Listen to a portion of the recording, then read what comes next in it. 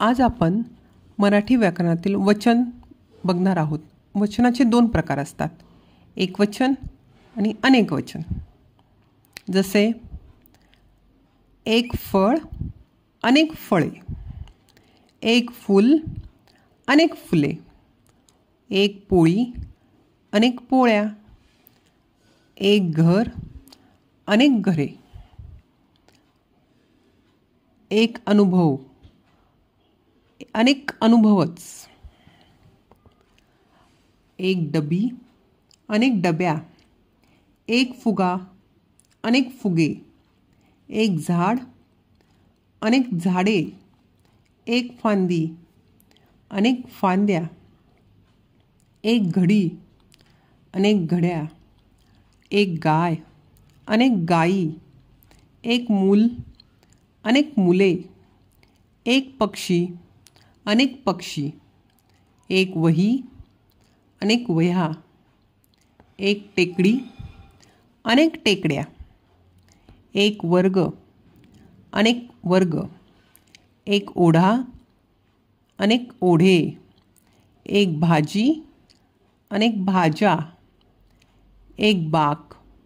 अनेक बाके, एक काम अनेक काम, एक खराटा अनेक खराटे, एक झाडू अनेक झाडू, एक मैदान अनेक मैदान, एक भांडे अनेक भांडी, एक दरवाजा अनेक दरवाजे, एक गाल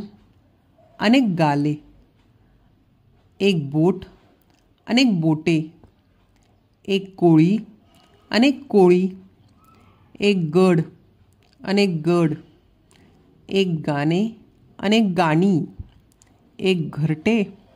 अनेक घरटी, एक चटई अनेक चटया, एक डोळा अनेक डोळे, एक ससा अनेक ससे,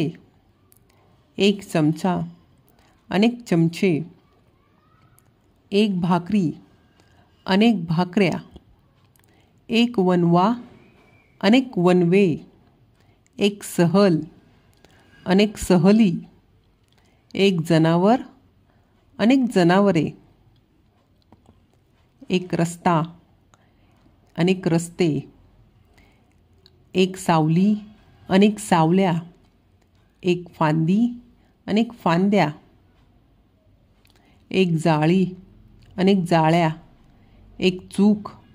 अनेक चुका, एक आठवण अनेक आठवणी,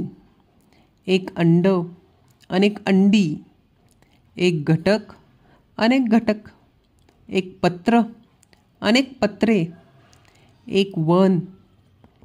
अनेक वने, एक खुळा अनेक खुळे, एक सूर अनेक सूर, एक वारा अनेक वारे, एक कुंजी अनेक कुंजा, एक पुस्तक अनेक पुस्तके, एक रोगी अनेक रोगी, एक धोबी अनेक धोबी, एक मळा अनेक मळे, एक कोल्हा अनेक कोल्हे,